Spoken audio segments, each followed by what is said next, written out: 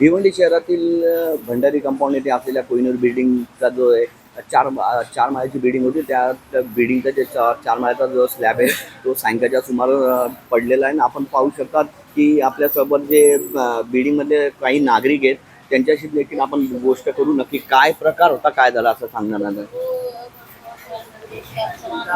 क्या हुआ था, क्या बताएंगे आप?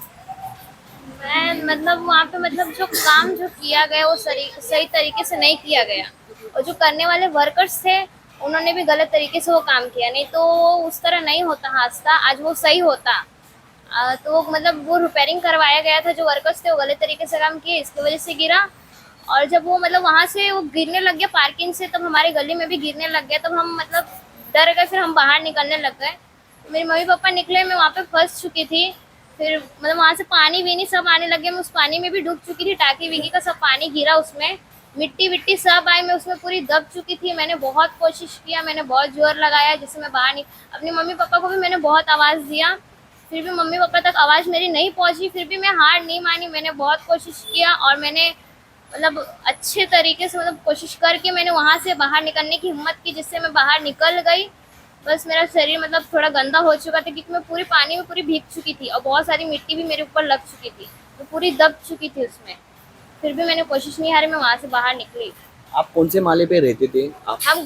हम ग्राउंड फ्लोर में रहते थे, नीचे रहते थे सीढ़ी के सामने। कितने लोग थे अभी उधर बिल्डिंग के नीचे अंदर आपके जो रूम में थे? आप कितने लोग थे?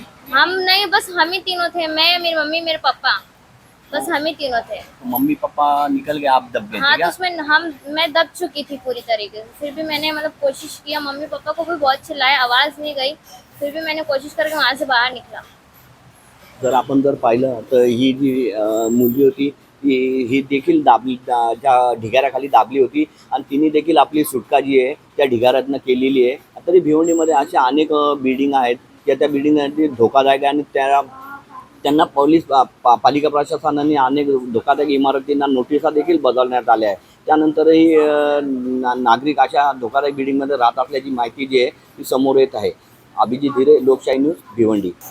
ये बताओ, ये जो बिल्डिंग का हादसा हुआ उसी बिल्डिंग में आप कौन से माले पर रहते थे और हादसा हुआ आप उस वक्त आप कहाँ थे? चौथे माले पे थी वो, सामने मेरे भैया आए, उसी ने बोला कि आप मेरे रूम में आ जाओ, ये बिल्डिंग कभी भी गिर सकती है, अभी टूटने वाली है। ये कितने बजे की घटना है?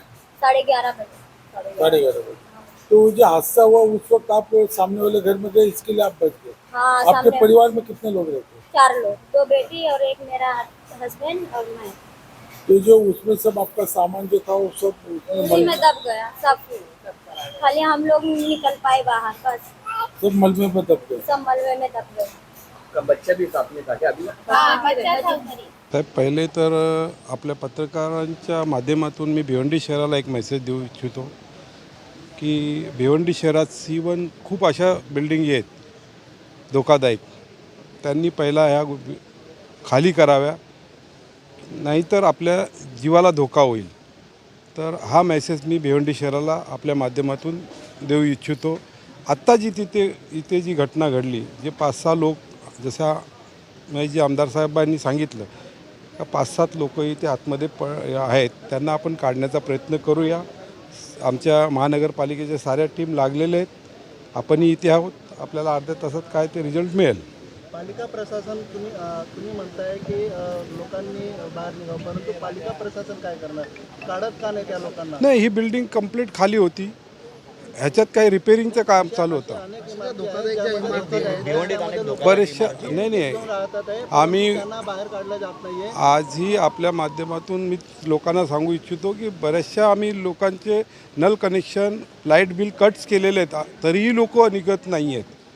लक्षात, त्यासाठी आम्हाला पोलीस बंदोबस्त घेऊन ते खाली करावेच लागतील. आता ही जी दुर्घटना घडली आहे अशा घडू नयेत. आणि अशा लोकांना जर आपल्या माध्यमातून एक मेसेज देऊ इच्छितो की पर्यायी जागा ज्यांना कोणाला राहायला नसेल तर आमचे हॉल, आमच्या शाळा अशा आम्ही त्यांना तात्पुरते पर्यायी सोय आम्ही देऊ. कंपाऊंड भंडारीमध्ये ही कोहिनूर नावाची एक बिल्डिंग होती, त्या बाजूलाही लागून एक बिल्डिंग होती 4 माळ्याची. ही धोकादायक घोषित होती, C कॅटेगरीमध्ये घोषित होती. त्यांना तिथे खाली पण करण्यात आलेले, पण काहीतरी ते रात्री ते लोक काहीतरी कामं करत होते, मजदूर, ती बिल्डिंग रिपेअरिंग करायचं आणि खालच्या लेवलला. आणि ते जे बिल्डिंगमध्ये रहिवासी होते राहणारे, एक दोन तिकडे काहीतरी जा ये करायचं, तिकडे त्यांची घर लॉक असले तरी पण ते जा येण्याचं काम करत होते. मग असे 6-7 जणं ह्याच्यात दबलेले असं वाटत होते. बिल्डिंगमधले बाकीचे लोक सगळी बाहेर निघालेली होती. आणि आत्ता आल्यानंतर आम्ही बघितलं तर NDFच्या टीमला आपण बोलवलं. महापालिकेची टीम पहिलेच आलेली, पोलीस पण पहिलेच आलेले, सगळी पूर्ण टीम लागलेली आहे. पण आता हे काम सुरू आहे. अंदाजे आता थोडंसं 5-10 मिनटात माहिती पडेल काय झालं आहे, परिस्थिती आपल्याला कळेल. ही इमारत जी आहे सांगितली जाते की अवघ्या 20 वर्षापेक्षा कमी वयाची इमारत आहे आणि अशा परिस्थितीत दुर्घटना घडली. काय वाटतं? आता आपण त्याच्यात सांगता येणार नाही, मी याच्यात आहे, पण ती परिस्थिती बिल्डिंगची मी बघितली तर ती असं वाटत नाही 20 वर्षाची बिल्डिंग आहे, असं वाटतं 30-40. कारण का मी आतमधले गंजलेले फोटो बघितले, पूर्ण गेलेली होती. आणि ती म्हणून महापालिकेने त्याला AC कॅटेगरीमध्ये दाखल केलेली, म्हणजे अति धोकादायक म्हणून. तर आता ती बदली, आता त्याच्यात काय आपण नंतर ते काय होईल ते आपण नंतर बघू. फक्त आत्ता जेवढे लोक आपल्याला काढता येतील तेवढा प्रयत्न आपण सगळे मिळून करू. लोकशाही मराठी ऐका, पहा, जागरूक रहा.